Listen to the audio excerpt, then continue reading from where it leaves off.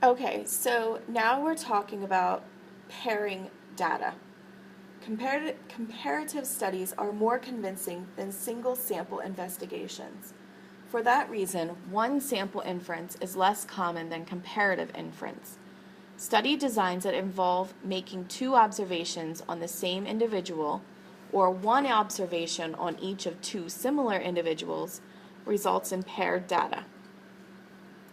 When paired data results from measuring the same quantitative variable twice, as in the job satisfaction study, we can make comparison by analyzing the differences in each pairs. If the conditions for inference are met, we can use one sample t procedures to perform inference about the mean difference.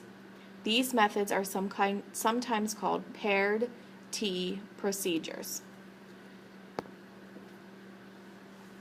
Researchers designed an experiment to study the effects of caffeine withdrawal.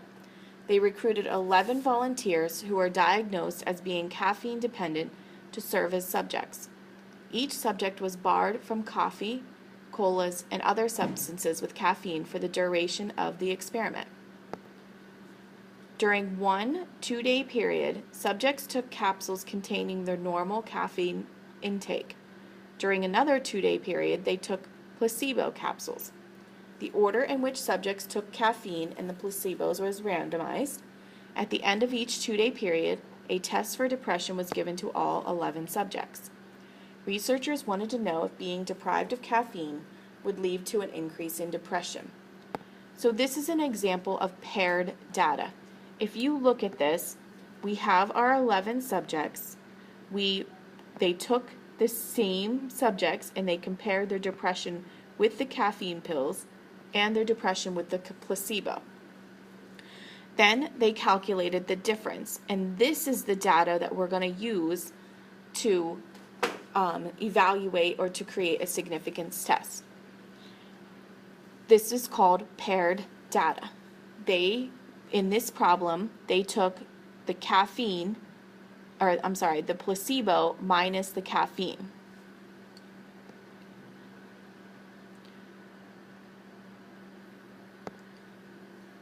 So the question we have is, why did researchers randomly assign the order in which subjects received placebo and caffeine?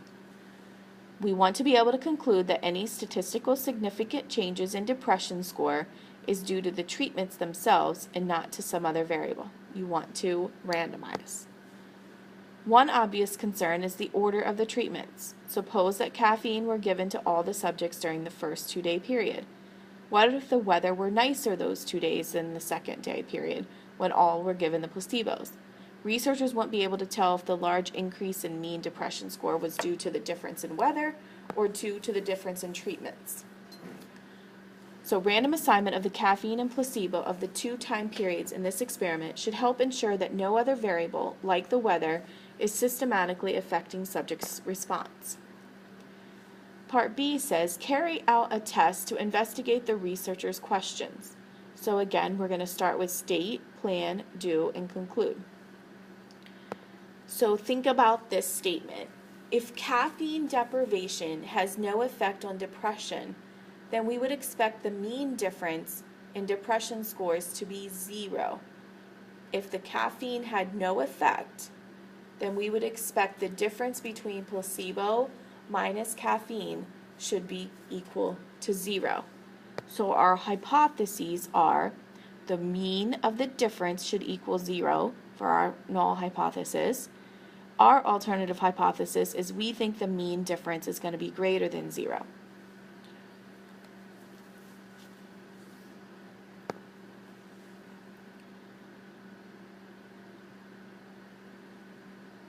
So they just said we chose this order of subtraction to get mostly positive values. So, and I know in the past, I remember in previous courses that some students would choose the opposite subtraction. And as long as you're consistent and you write on your paper what it all means, you're fine. It doesn't matter as long as you show everything. Since no significance level was given, we're going to use alpha is equal to 0.05. So we stated, now let's go through our plan. So we have to check our conditions. We could do a paired t-test for mu sub d. Researchers randomly assigned the treatments, placebo, caffeine, then caffeine, placebo to subjects. We aren't sampling, so it isn't necessary to check the 10% condition.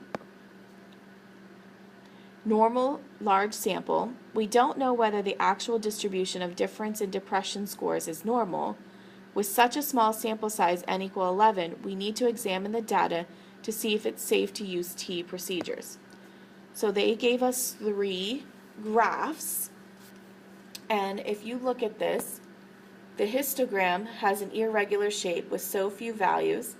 The box plot shows some right skewness but no outliers, and the normal probability plot is slightly curved, indicating some slight skewness.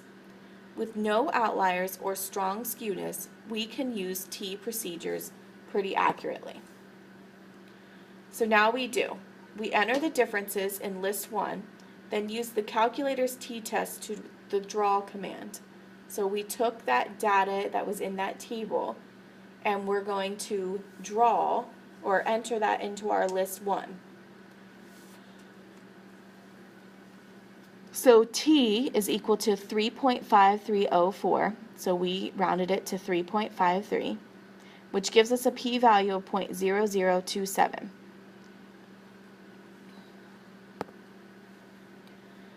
So the p-value is 0.0027. We compare it to alpha. It's less than alpha, so we reject the null hypothesis. That tells us that we have convincing evidence that the true mean difference in depression score is positive for subjects like these.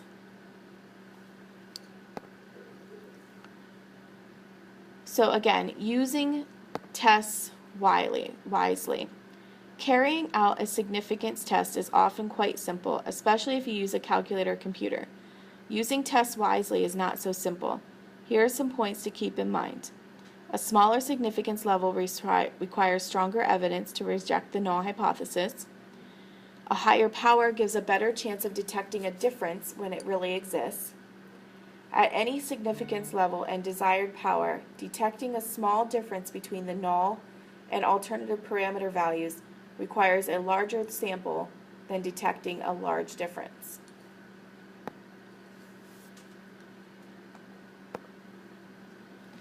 When the null hypothesis, no effect or no difference, can be rejected at the usual levels, there is good evidence of a difference, but that difference may be very small.